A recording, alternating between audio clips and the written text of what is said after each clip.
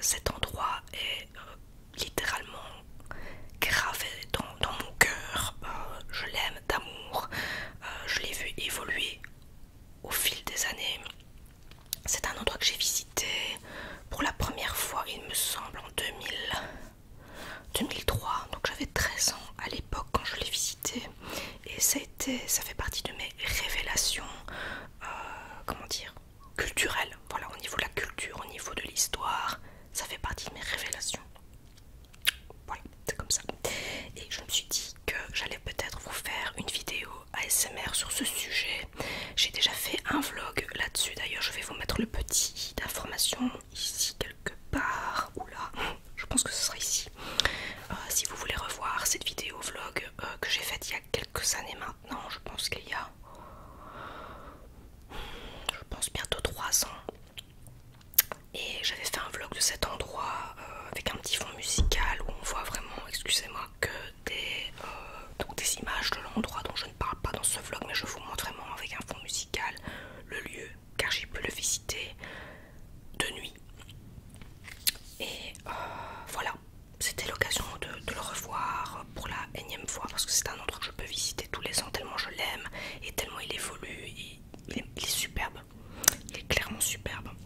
Voilà, donc aujourd'hui ce sera une lecture par rapport à cet hôpital Notre-Dame à la Rose. C'est un livre que j'ai acheté sur place. Et voilà, je me suis dit que vous parlez de cet endroit avec une petite lecture en illustrant, peut-être, certainement, au fil de la lecture. Voilà, j'espère que ça vous plaira. En tout cas, encore un peu d'histoire avec moi.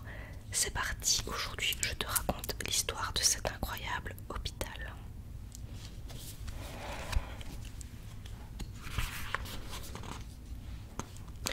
L'hôpital Notre-Dame à la Rose, près de 740 ans d'histoire. Fondé en 1242, l'hôpital Notre-Dame à la Rose est l'un des derniers sites hospitaliers autarciques complets. Au fil du temps et des occupants, le lieu a été préservé. Il suffit d'admirer les collections pour s'imaginer la vie de cet hôtel-dieu unique il y a quelques siècles. Mobilier, objets de soins, curiosités, tout a été conservé et protégé.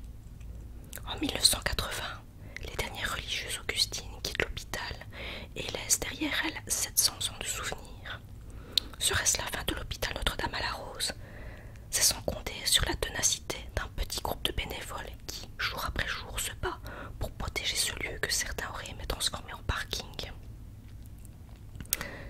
L'hôpital est aujourd'hui classé comme patrimoine majeur de Wallonie et son histoire préservée. Partons pour une visite historique de ce lieu et découvrons-le dans les moindres détails dans la salle des fondateurs. En 1242, Arnuldo de Narde meurt au combat. Sa veuve, Alix de Rossois, se plie aux dernières volontés de son défunt mari.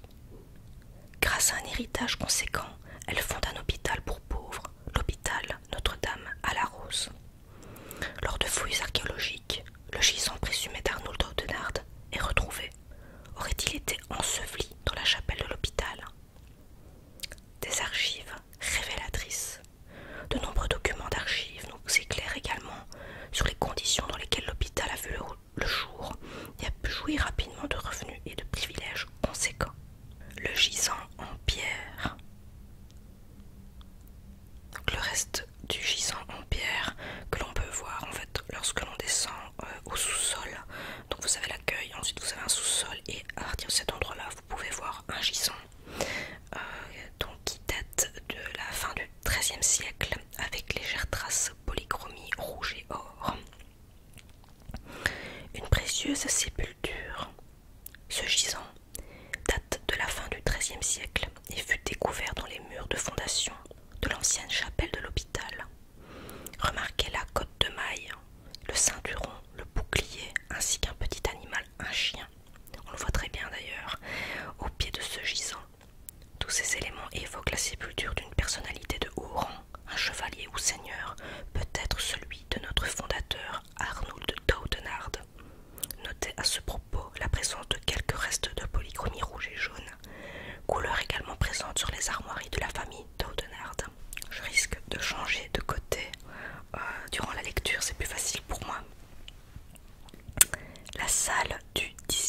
siècle. XVIIe siècle, période faste, mais aussi moment douloureux à l'hôpital. Les Augustines bénéficient de donations et soutiens financiers considérables qui permettent la reconstruction d'une partie du couvent, de l'hôpital ainsi que de la ferme. L'orfèvrerie, le mobilier et les tableaux attestent de cette période prospère pour les religieuses. Mais à la même époque, la ville de Lessines connaît des heures plus douloureuses avec la réapparition d'un fléau qui terrorise la population, la peste. Un siècle d'abondance, mais 9 épidémies de peste.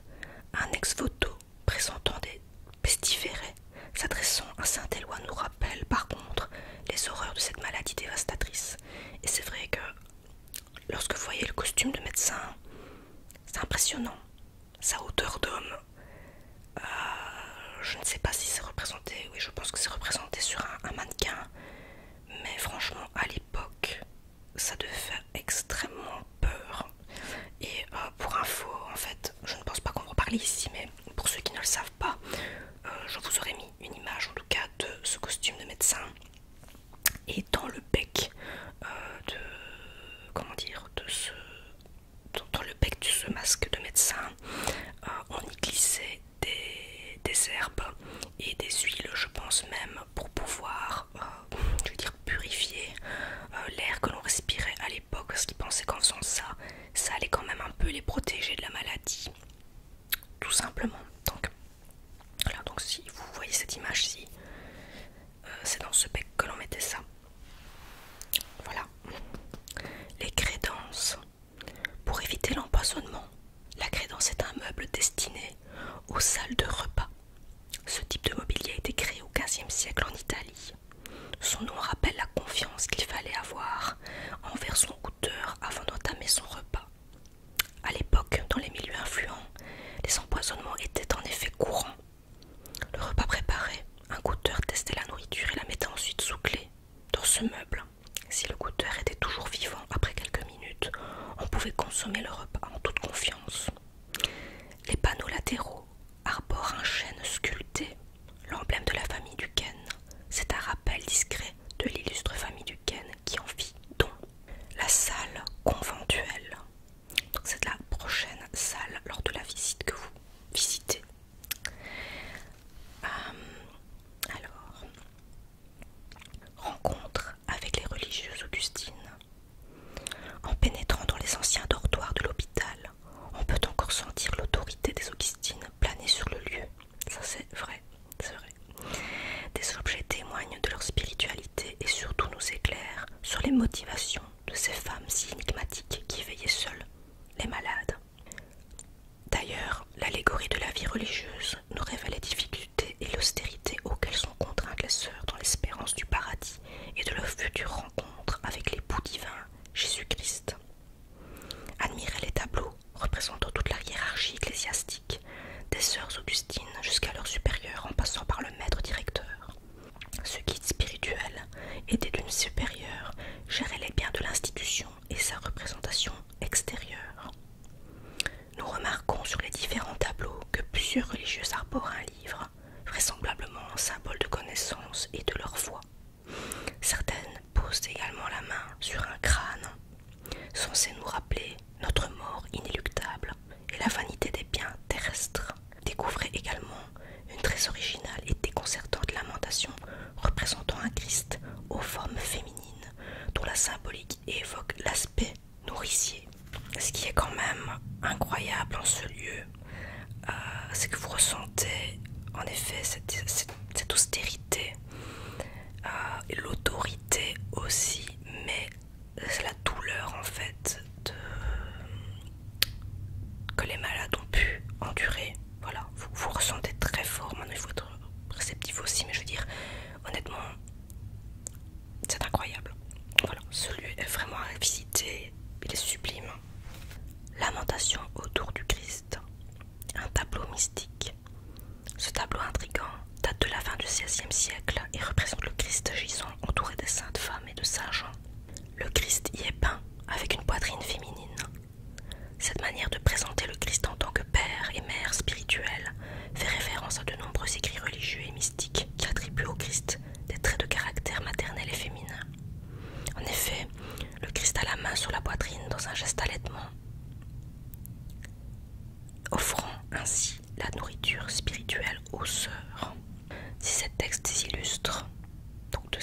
à ce Milan, saint François d'Assise, sainte Catherine de Sienne n'étaient alors pas jugés subversifs. Leur traduction picturale était destinée aux seuls religieux ou religieuses susceptibles de comprendre et de vivre cette mystique. On comprend donc la rareté de cette iconographie. La cellule d'une religieuse au XVIIe siècle. Un complet dévouement. Cette petite cellule est en fait la reconstitution de l'espace de vie d'une religieuse. Dans le dortoir de l'hôpital du XVIIe siècle, au sein de la clôture, il s'agit d'un lieu privilégié de rencontre avec l'époux divin. La sobriété du décor et du mobilier témoigne de l'importance de la souffrance dans la spiritualité des moniales à cette époque. La vie religieuse est aussi parsemée de moments de souffrance, inévitables si l'on veut marcher dans les pas du Christ. La souffrance est aussi source de rédemption et salut éternel. La bibliothèque.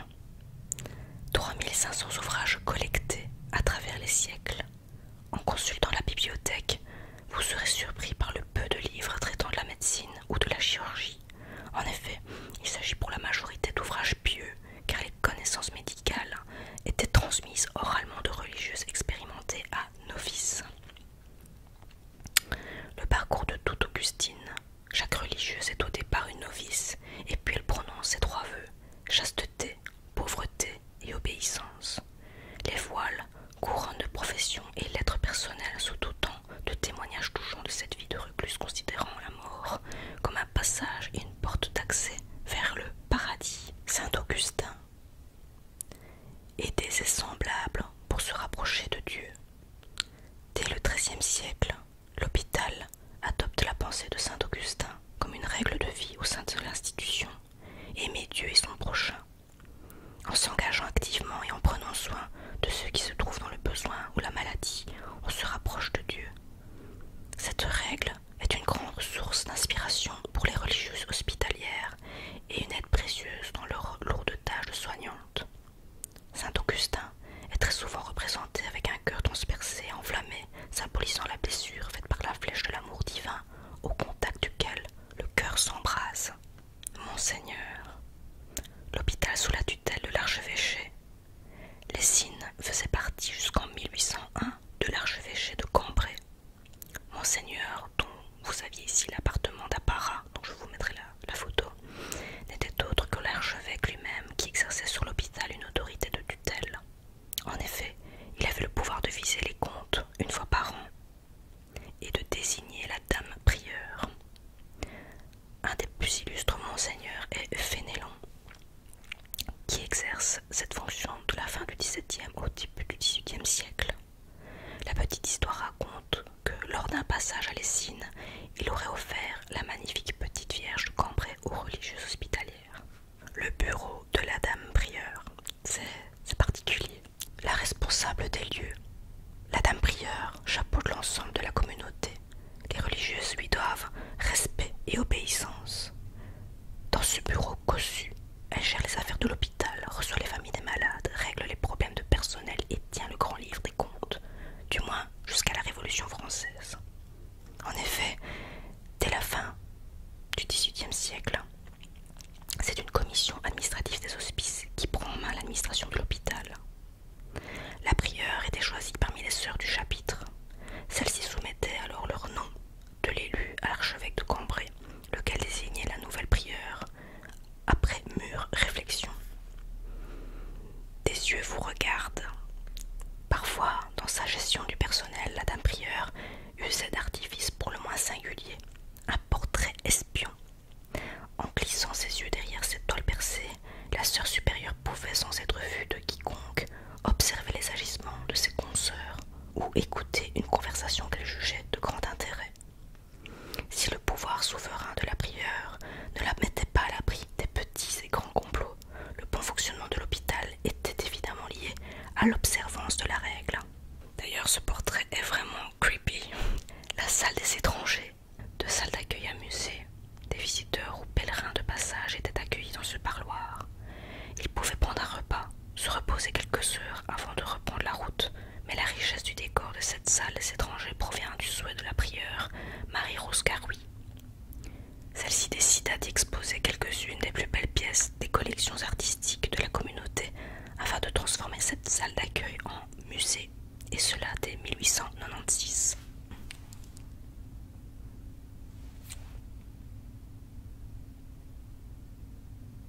J'espère que ce bruit de fond que vous entendez là ne vous dérange pas. Je ne sais pas d'où ça vient, cet extérieur à la maison.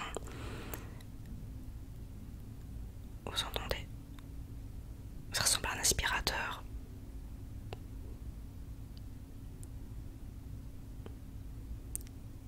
Je ne sais franchement pas d'où ça vient. L'infirmerie des sœurs. La souffrance pour expier ses péchés. Cette infirmerie était réservée aux seules religieuses. Elle est éloignée des autres lieux de vie de la communauté afin d'éviter tout risque de contagion parmi les sœurs. Le décor est sobre, plus religieux que médical. C'est que la maladie appelle d'abord la prière, source de guérison. Les maux du corps manifestent les désordres de l'âme, et la souffrance doit être offerte à Dieu en expiation des péchés, les siens ou ceux de l'humanité. Vous pouvez ensuite voir les vêtements que les sœurs portaient à l'époque. La pharmacie, des remèdes aux compositions surprenantes.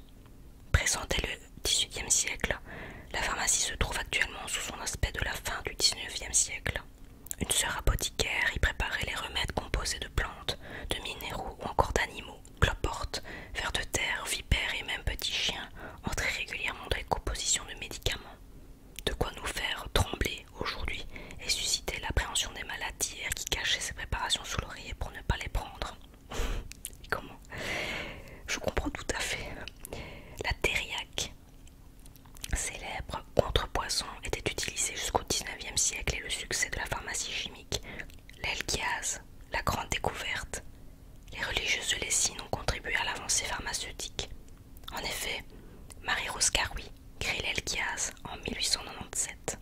Elle a d'ailleurs toujours prétendu que le Sacré-Cœur de Jésus lui était apparu pour lui donner la recette miraculeuse. Ce remède est un antiseptique cicatrisant, particulièrement efficace et capable de guérir les plaies, ulcères et brûlures, en attestent les nombreux témoignages de guérison. Marie-Rose Carouy, une vraie femme d'affaires. Pour faire connaître l'Elchiase, Marie-Rose Carouy s'improvisa publicitaire. En plus du packaging du médicament où elle décline le thème de la rose sous toutes ses formes, elle développe calendrier et pancartes publicitaires. Elle édite aussi des cartes postales illustrant l'hôpital et estampillées Elchiase. Elle fait même paraître des encarts publicitaires dans pratiquement tous les quotidiens de presse de l'époque et participe à plusieurs expositions universelles. J'ai ma voisine qui est encore en train de passer son aspirateur, pourtant c'est une maison 4 façades. La fenêtre est certainement ouverte et... Soit. Le pilulier. Création de pilules enrobées. Le pilulier permettait de tronçonner de petits boudins de pâte médicamenteuse. Ces petits morceaux étaient ensuite roulés et enrobés de talc, de poudre de lycopode ou de réglisse afin de les rendre plus digestes. L'expression dorer la pilule provient d'ailleurs de l'utilisation de véritables poudres d'or ou d'argent pour enrober certaines pilules. Cette opération, réservée à un public plus nanti, s'effectuait à l'aide d'un petit récipient en forme de cocktail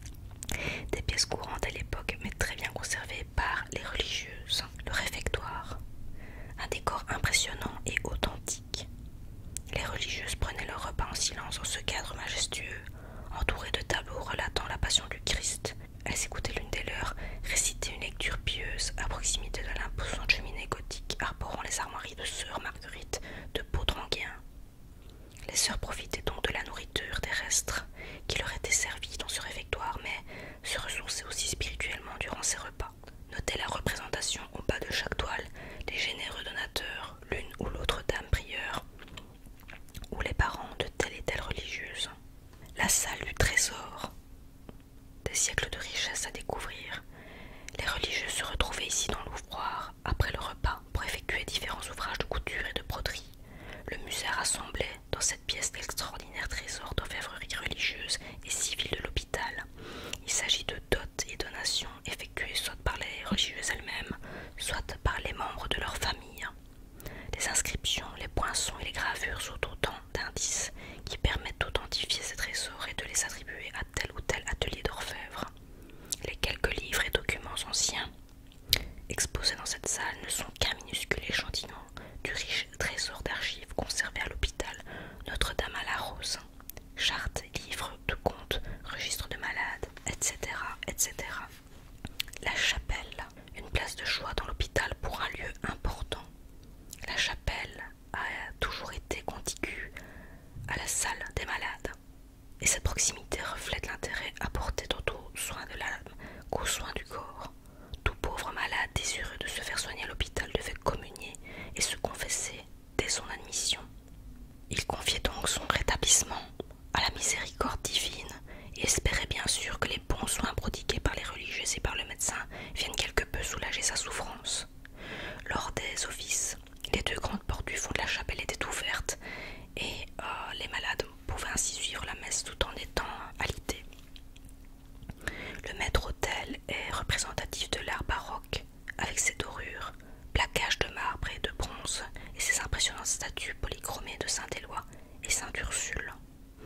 L'église baroque que vous pouvez admirer aujourd'hui est en fait la 4e version de la chapelle de l'hôpital. La salle des malades du XVIIe siècle, une salle dite pneumatique. En construisant une salle des malades aussi haute, les architectes respectaient les préoccupations médicales de l'époque, fournir aux malades un maximum d'air vital et renouveler celui-ci grâce à des lucarnes qu'on laissait ouvertes en permanence. De cette façon, on pensait pouvoir se débarrasser facilement des miasmes, des vapeurs putrides, etc., etc. On comprend donc maintenant la présence des petits seaux en cuivre suspendus aux alcôves. En y brûlant des plantes aromatiques, les religieuses tentaient d'assainir quelque peu l'air ambiant. Les alcôves de cette salle accueillaient 2 malades et étaient garnies de rideaux rouges, afin de dissimuler les éventuelles taches de sang et diminuer quelque peu la corvée de lessive. Une religieuse était chargée de la garde de nuit et s'installait dans le cadoris, petit local situé sous les chambrettes vitrées de l'étage. Le conservateur du sang humain, une pratique décriée.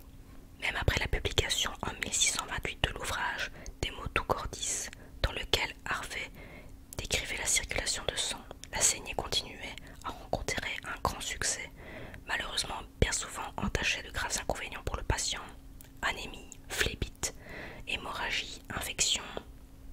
D'ailleurs, près de 40-50 ans après cette découverte capitale, Molière ne se moquait-il pas encore de cette pratique de la saignée? En effet, son célèbre remède Clysterium donare postea sagnare ensuita purgare, le malade imaginaire, en 1673, est une des parfaites illustrations. Petit flashback de l'enseignement secondaire, hein. C'était cadeau ça. Il aura fallu de nombreux pamphlets comme celui-ci durant les 18e et 19e siècles pour quand même mettre fin à cette hématomanie, en démontrant les inconvénients et les dangers, les abus et les excès. Les soins médicaux aux malades, des soins pour chasser les humeurs. Clister, c'est une purge pour aller à la toilette, hein. Donc autrement dit, voilà. Vomitif, nécessaire à saigner, Bocco à Sensu témoigne de la théorie médicale hippocratique qui a prévalu durant 2000 ans. La théorie des humeurs. Toute maladie trouvait donc son origine dans un désordre, un déséquilibre humoral. Il fallait à tout prix chasser ces humeurs nocives hors de votre organisme par le biais de lavement, purge et saignée. D'ailleurs, l'hôpital possède de très riches collections médicales qui illustrent parfaitement la manière de soigner jadis au XVIIe et XVIIIe siècle. Les chirurgiens opéraient dans cette salle, des interventions souvent douloureuses et dangereuses. Les risques d'infection liés à ces opérations étaient bien réels et étaient d'ailleurs à l'origine de nombreux décès. En même temps, il a bien fallu essayer, sinon on n'en serait pas où on en est aujourd'hui.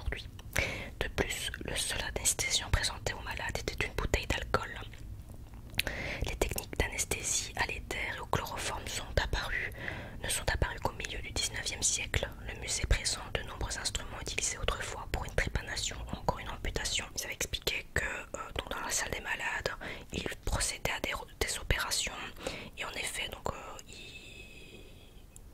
ils alcoolisaient la personne qui devait se faire opérer et étant donné que la personne était dans un état second, bon, elle souffrait quand même, hein. On lui ouvrait le bide par exemple s'il y avait quelque chose au niveau intestinal ou quoi. Bon, à l'époque on savait pas trop très bien où ça se situait forcément, mais il souffrait la personne, voilà, parfois il faisait une éventration, la personne était complètement bourrée et s'en suivait mort, hein, voilà, ce qui était un peu logique, mais bon, comme je vous dis, à l'époque on n'avait pas les moyens que l'on a maintenant, mais si on n'était pas passé par tout ça, c'est malheureux pour les personnes qui en ont souffert, mais on n'aurait pas évolué aussi bien que maintenant. La salle des malades du XVIIIe siècle, l'hôpital hors le courant hygiéniste. Cette salle fut construite vers 1830 au-dessus de la Tendre. Avec le développement de l'activité des carrières à Lessines, l'hôpital doit faire face à une demande de soins accrue. Les avancées médicales en matière d'antisepsie et asepsie trouvent des répercussions dans l'aménagement de l'hôpital. Le métal, la faïence, le verre, la tôle émaillée constituent des matériaux bien plus sains et plus hygiéniques que le bois, c'est clair, ou l'étain et sont donc utilisés dans les salles des malades. Les autoclaves, quant à eux, permettent de stériliser les instruments et linges chirurgicaux. On vaporise de l'acide phénique autour de la table d'opération afin d'éliminer germes et microbes et désinfecter l'air ambiant.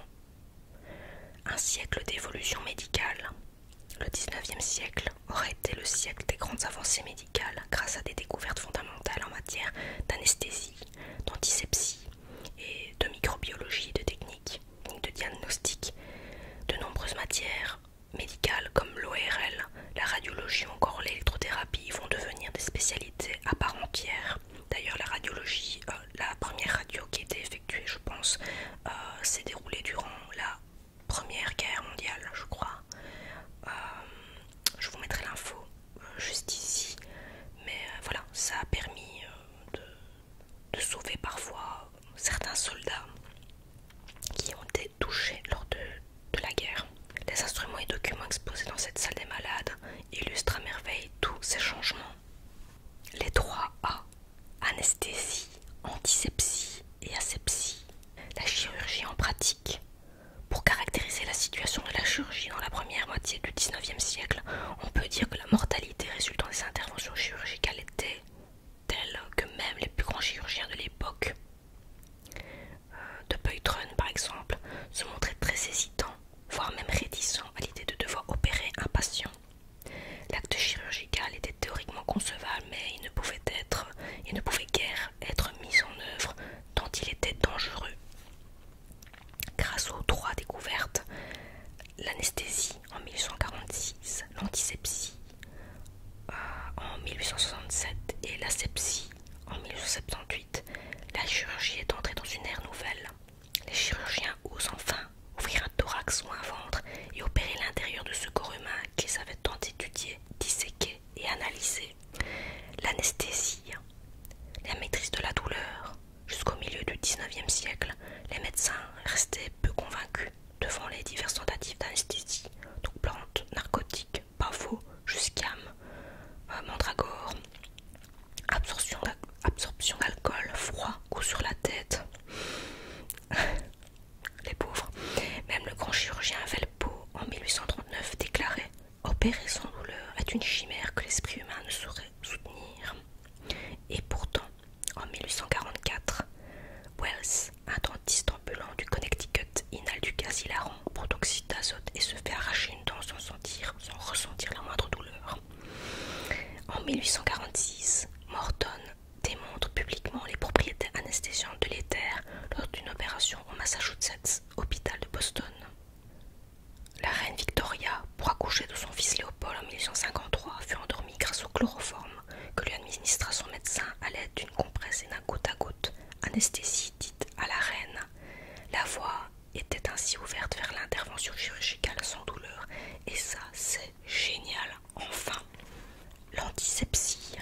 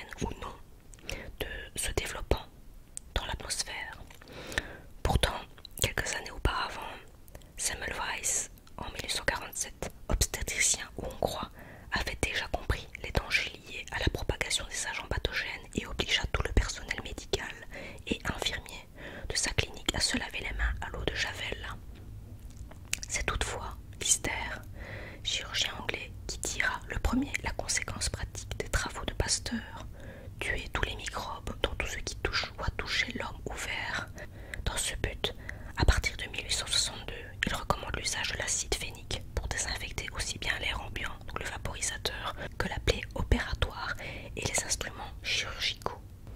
L'asepsie, vers une stérilisation absolue. Louis Pasteur innova dans une autre voie, l'asepsie, c'est-à-dire la stérilité absolue de tout ce qui va toucher l'intérieur du corps. Ainsi, dès 1878, il recommande entre autres l'usage de charbilles, bandelettes et éponges préalablement exposées dans un air porté à la température de 130 et 150 degrés. Quelques chirurgiens mirent en application ces conseils judicieux. Terrion et Terrier en France, puis Haslett aux États-Unis. C'est de cette époque que datent les premiers autoclaves, pièces maîtresses de la chirurgie. Alors maintenant, nous allons passer à la ferme.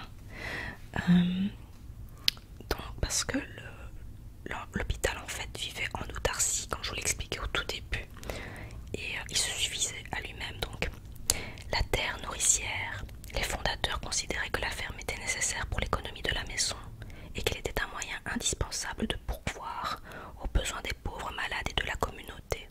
Le domaine initial ne tarda pas à s'amplifier par les actes de charité de nombreux donateurs. Au XIVe et XVe siècle, les donations à l'hôpital ne se comptèrent plus. Les terres données en location aux fermiers fournissaient blé, froment, avoine, pois, fèves et huile pour l'hôpital.